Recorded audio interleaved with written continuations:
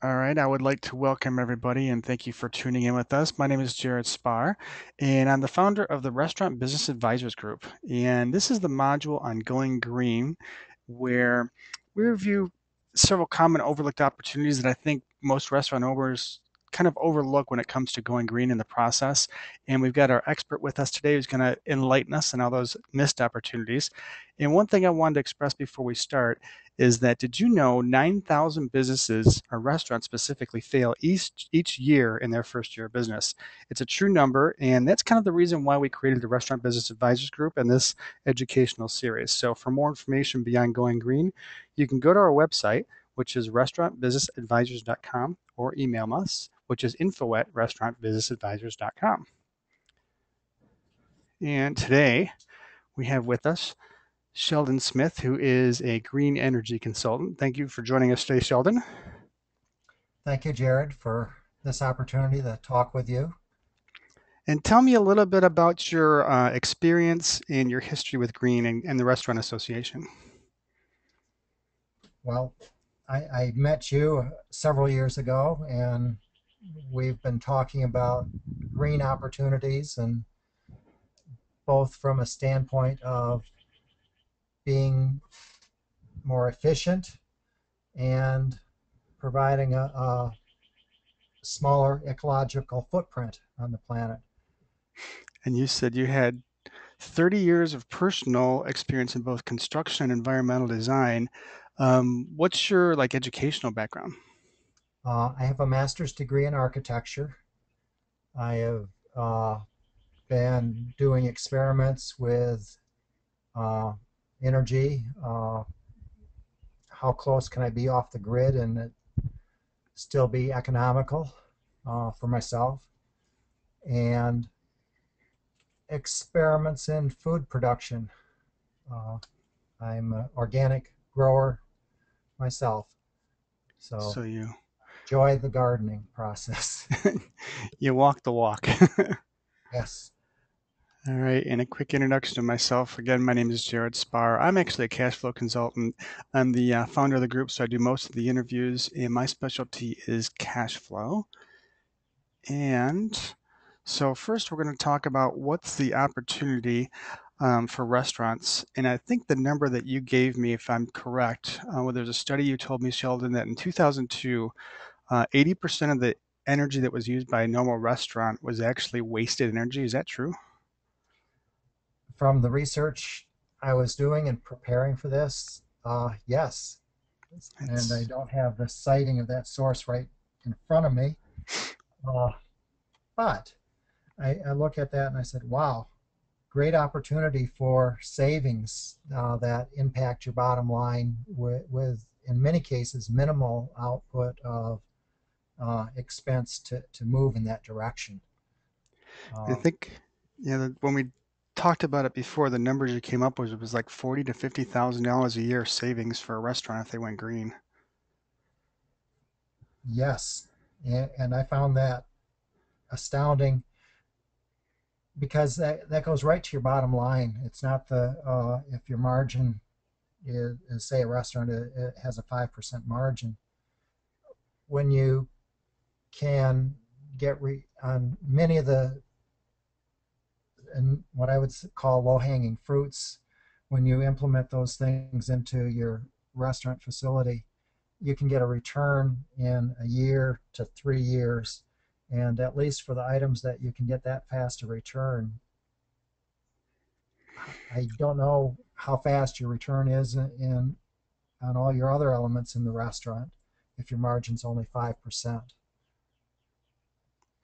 So basically, what you're saying is going green is not really a gimmick.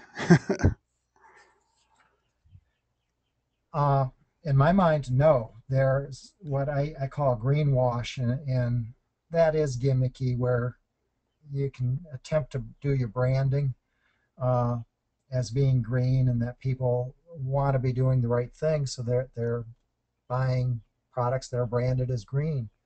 But if you look at the things that will impact your bottom line quickly, that move in the direction of green, I think those are the first things you want to be doing. And when you've got those taken care of and then start moving further on the things that really define you as being green, then I think it's a fair uh, opportunity to publicize that you're moving in that direction. And I don't think that's greenwash. Gotcha. So one of the questions that you brought up before was what's the impact on the community? And I think there's two different ways of looking at it. So why don't you kind of explain that to me? Like what's the impact of going green on the community? Mm. And I almost ask you for a little bit more prompting here, but Well, I'll I wing think it. the first one was that, going green obviously is good for marketing and promotions. So if you're in a certain area, like say Ann Arbor, that's very important to the community, but also um, it's also good for, not just marketing and promotions, but saving money, bottom line profits like we were talking about a little bit before. Sure. And this community is certainly a community that you can uh, market being green, and the community will vet you in the sense that if you're not being green, that's not a rep that you want to. You better be green if that's how you're advertising yourself. Uh,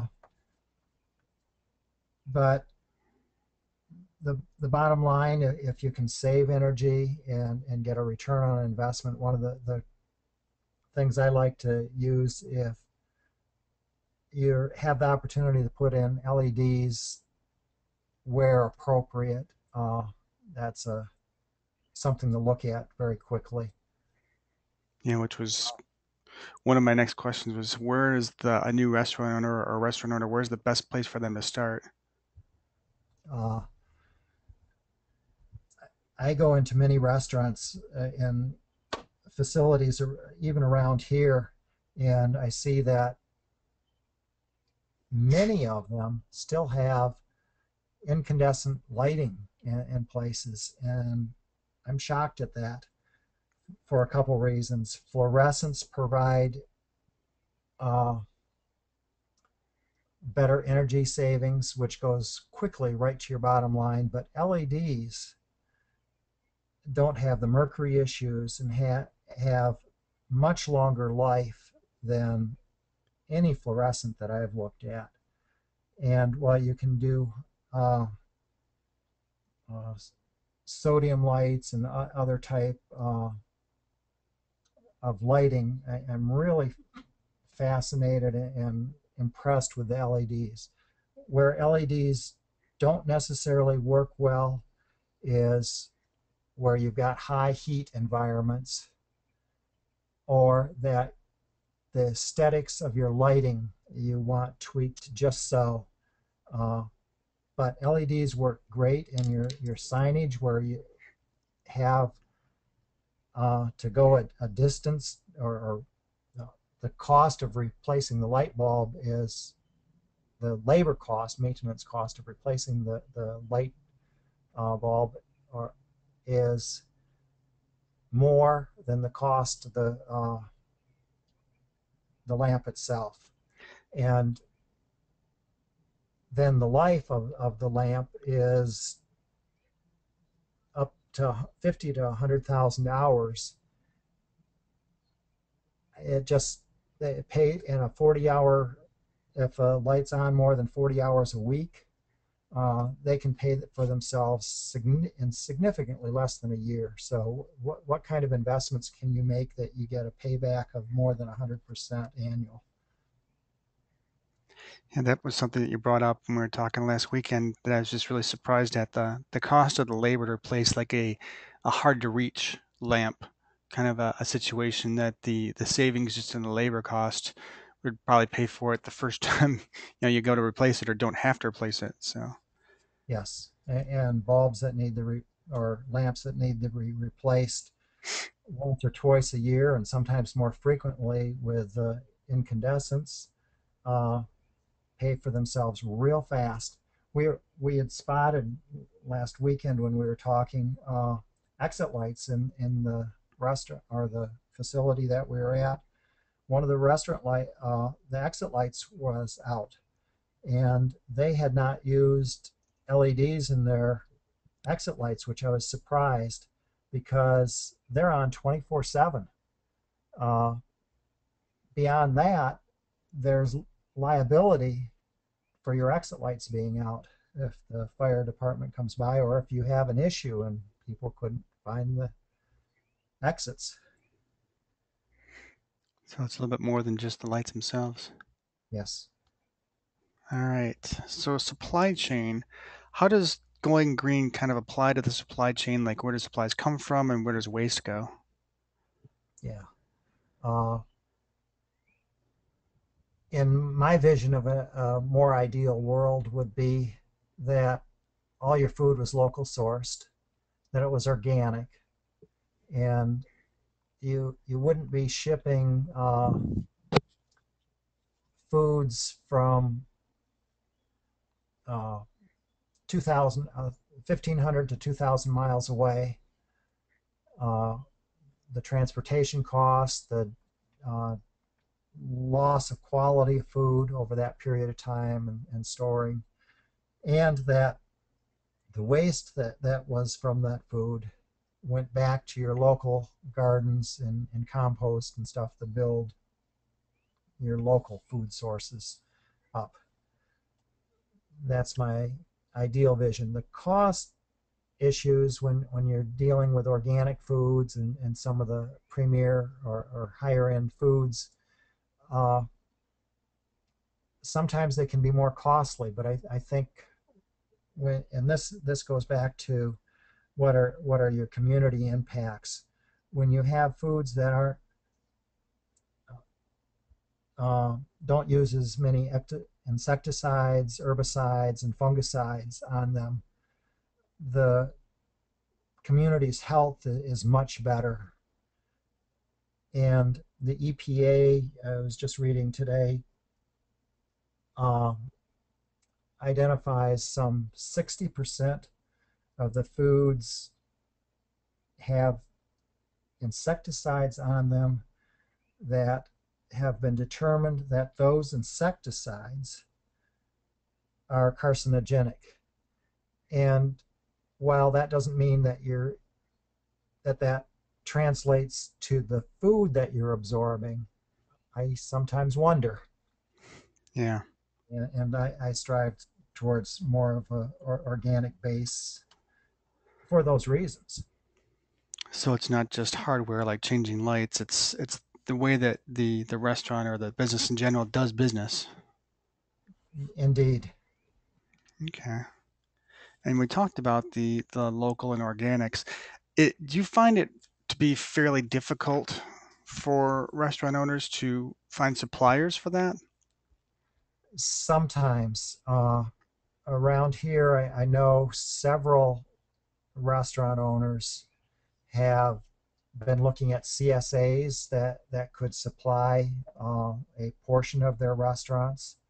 Uh, this past weekend, one of the people in our community uh, owns a chain that uh, does a lot of sourcing of food, and I was asking if he is buying locally, and he said he buys from all over the world or the organization that he works with buys from all over the world. And I asked him specifically in one product what it would take the local source, and he didn't know that uh, that variety of food could be grown year round locally. Yeah.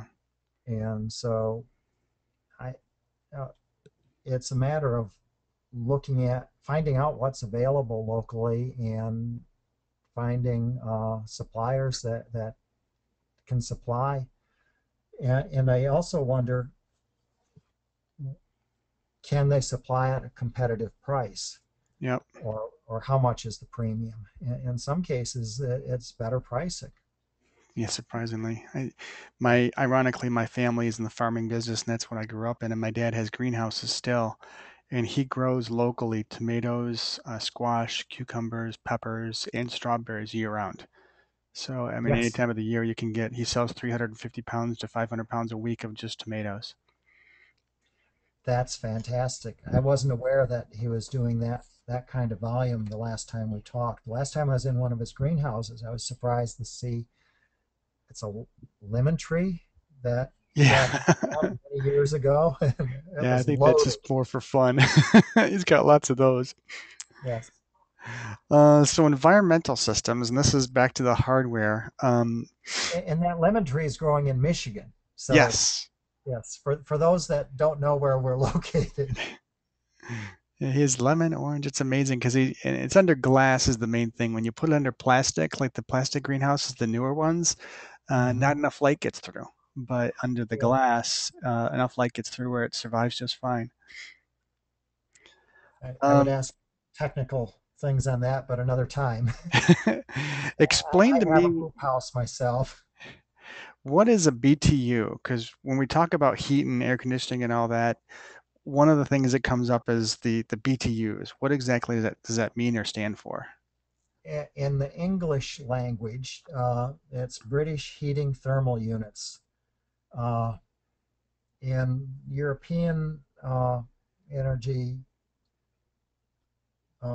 it's called kilowatts Okay. of energy, is how it's rated. And off the top of my head, I can't tell you the exact conversion numbers, not that that's important right now.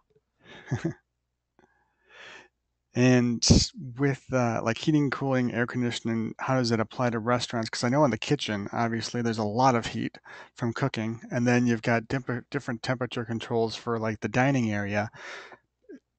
In working with green, how can you keep up with that, and how can you save money with going green?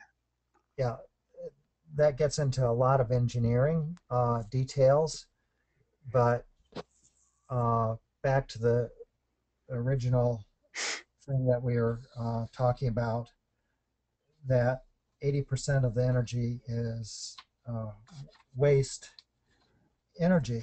And I do not want to fumble through my notes because that won't help right now.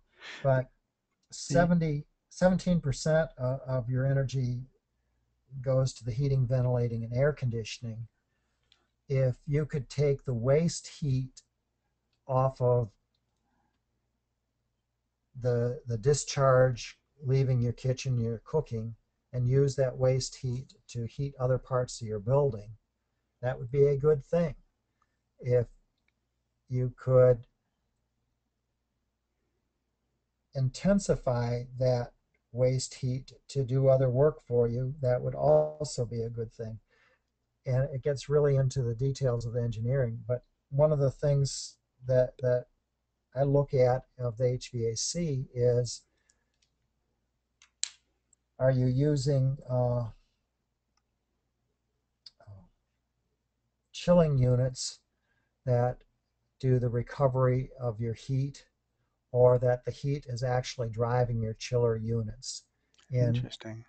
yeah, if you could use either solar energy to drive your chilling units, and this is, I keep thinking you're using the sun energy to cool with, which you can, but you can also use that waste heat from the kitchen to help drive that heating unit. So where you've got uh, some of the technology that's coming forward, if you've got a 70-degree temperature differential, you can uh, derive some useful work out of that. And where you've got 140, 200 plus degrees temperature differential, you really get a significant amount of energy that you can work with. Yeah, and I think you kind of pointed out earlier too was, the best time to do something like this, because it is a lot of engineering and probably some hardware costs, is when you're Mm. first setting up the building. But you can still do it, like say for example, through a planned reconstruction, or if a furnace breaks down, you can make some changes at that point. So you don't want to miss the opportunity to save the money. One of the business owners I work with, 2 years ago, he bought a building and it had not been in use for several years. And he was converting, well, the part that he part that he moved his offices into hadn't been used. Half the building actually was occupied, which was nice. But all his heating units were over 20 years old. One of them had failed and he had taken it offline and was getting by without it. And then while we were looking at the building of how to make it more efficient, another one of the rooftop units failed. But we figured by insulating the building better, by doing several things, and upgrading the one unit that failed, we did not need to replace one of the units, and progressively we could we are hoping, and I haven't seen the report from this past winter, we're hoping we can cut down on half the heating units because we've done other things to increase efficiencies in the building. Uh, and that will be nice if we can cut down on half the heating loads And which is kind of the reason why and cooling someone loads too.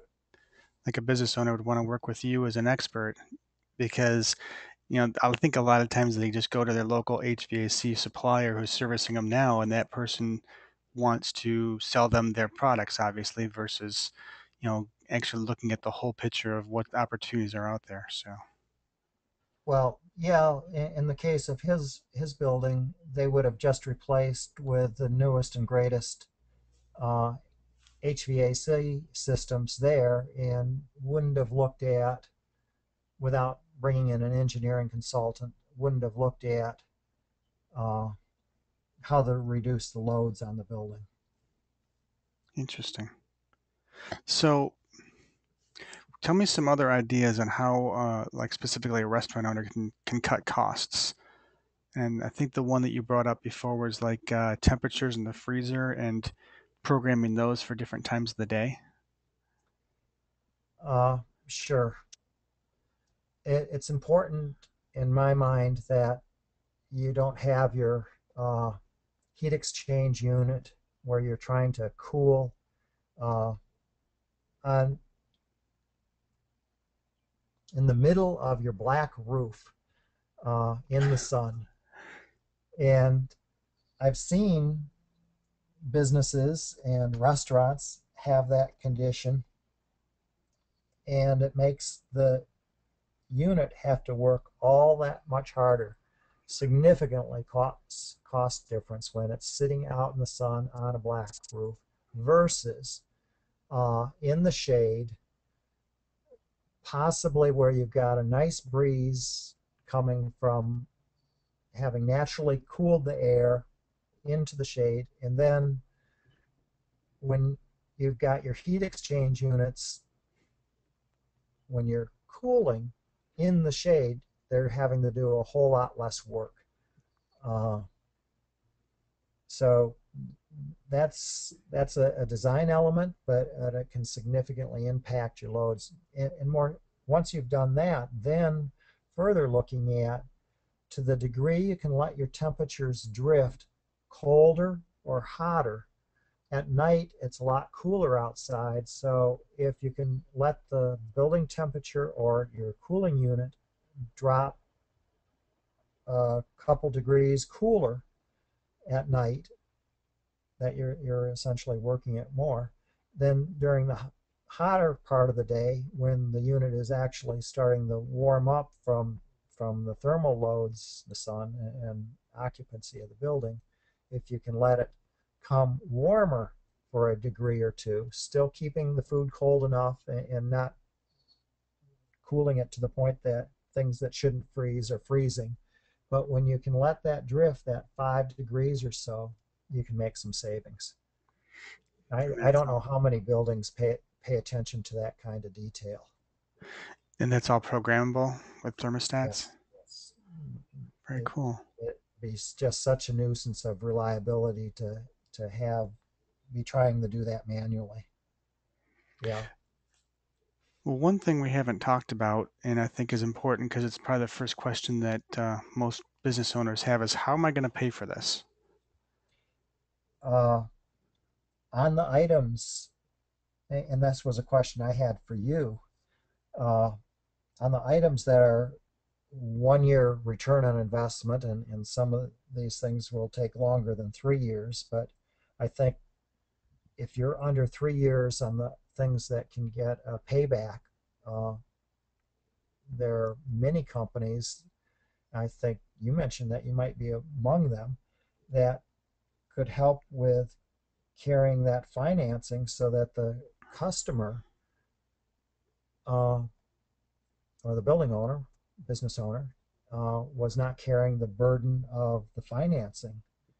And it becomes a win win situation. On a couple of the buildings I'd looked at a year ago, we were looking at the cost of money, and we had talked to banks and we had talked to some investors and stuff, and we'd found two sources of private funding uh, that said, "Oh yeah, it's win-win, a 10-year contract, and they're making the difference for a 3-year payback. They're making the difference on the money for the next 7 years."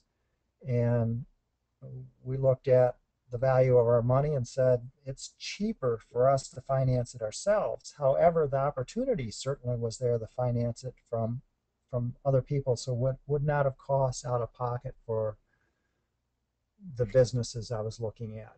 And they like that opportunity, but the cost of money, So like the they won't be able to make the same kinds of returns to rent that money, so to speak, for 10 years. so in some cases, say for example, if you invest, I'm just going to say $3,000, the savings are enough to more than make that payment, and right off the bat from that first month, you're actually in a positive cash flow position. Oh, many times. And how sweet that is that uh, you've done something that's good for yourself, good for the community, and you're making money. Hmm. It's the best. It's the Are best. there like any tax incentives or any like programs with utility companies that can help out with cost? There are, off the top of my head, I don't have those. I have them on another sheet that's not on my desk in front of me. It's probably Uh, changing all the time too. that's the other thing. And there's even a site that you can go to on the web. Uh, and also, I don't have that in front of me, that tells you That's what your current rates are from the federal government, the state, and the local government. But sometimes there's also private incentives as well as things specifically for the community that they're trying. A lot of people are trying to uh, bring. I like the make things more economic, but greener, both from the environmental standpoint, but also a monetary standpoint. and then one thing that you had said was um, with those low hanging fruit like the LED lights, as a business owner, you could make those changes, but then the savings that you get from those changes, if you pump that back into the business, those are enough savings to justify or pay for the next steps in going green as well, right? Yes, I like that vision. I have not experienced uh, anybody doing that or thinking that way of the business owners that I've talked with. The a couple of them want just what's going to impact their own bottom line right now, and as long as the cash flow is positive for them, they're taking that money and doing other things. Myself, I think earmark that money to become greener, to take the investments that go beyond 3 years, 5 years, 10 years. Beyond 7 years, probably, I really wonder, is it worth the investment?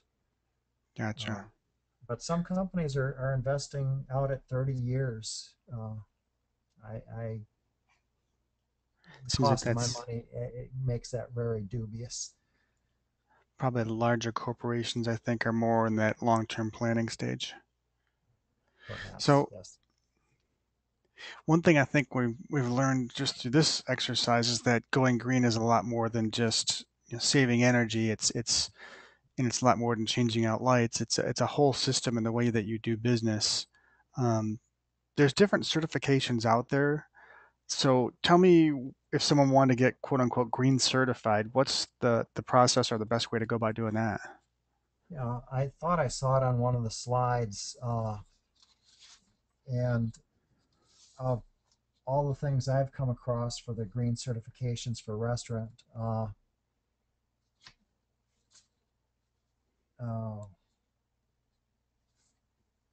I'm looking at some of their literature, and I'm looking for what is their name. Green Restaurant Certification Standard. Yes, and that's what you have up there. And Could be another reason for people to contact you. A little teaser. Because I know yeah, there's, from and one I owner that I went through talked that to, website and I said, oh my gosh, I'm not having to reinvent the wheel here. They've done so much great work. I need to connect up with them and see how we can benefit one another. there's one Yeah. of my customers I connected with, and he hired a green certification company. And basically, how they worked was the more money you paid him, the more certified you got. And he didn't make any changes to his business whatsoever.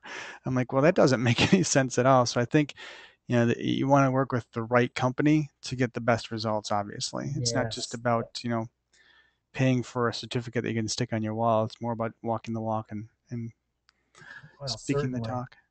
And one of the things, it's Green Restaurant Association, uh, Dining Green was where I found it. And Okay. yes, they have a tiered process. And I kind of liked that in what I saw presented because you can start where you are and progressively, as you make your improvements, move forward. In fact, they demand or require that if you are going to maintain their certification, you have to progressively improve your green footprint. And I thought that's wonderful. It gets you in the door with their branding, and every year you're doing more and more things to be green. And one of the things I loved about what I saw with their programs is that they rate the various things as far as giving points. So if you have a certain green certification, you've accumulated points for LEDs, you've accumulated points for heating and ventilating, for how you're using your water in your bathrooms, for sanitation, ventilation in the bathrooms. I Hmm. like where you're using automatic water cutoffs things. I didn't think of this when you were asking earlier, that when you wash your hands, you're not having to touch valves and stuff. It does it automatically. When you air dry your hands, you're really saving a lot of energy versus the cost of handling towels or paper towels. And Interesting. yeah, so there are hundreds of different things that they list, but they rank the various things. It looks like when I looked at their ranking, the things that have the best energy impact are the greatest number they give to you. I thought I need to figure out a way to work effectively with this organization. Gotcha. All right. So we've covered a lot of information here, and I think the biggest thing I've learned is the more that we covered, the more questions I had. So we've gone through green certification, where to start, when to start, all the benefits of going green, and we've been speaking with Sheldon Smith from Green Energy Consulting. And Sheldon, what's the best way for someone to contact you if they have any questions? Well, currently I am using my personal email and my cell phone number. Uh, as we talked previously to this, uh, I need to get those will change over the next couple months, but Okay. this is the best way to get a hold of me right now. And maybe we can update this as I get my stuff updated. And then do you prefer people send you an email with questions, or are you comfortable with them just calling you? Uh, Email is probably the best, but uh, I do review my email weekly, which isn't prompt. So if you call me to tell me that you've emailed me questions, then I'll be on it a lot faster. Perfect. All right. And then for more information on us as the Restaurant Business Advisors Group, you can go to our website, which is on the screen as well. It's restaurantbusinessadvisors.com. And if you have any questions, you can email us, and that's info@restaurantbusinessadvisors.com. So I really do appreciate all your time and all your information today, Sheldon. So thank you very much for coming on with us. Thank you. All right. Until next time. Thanks, guys.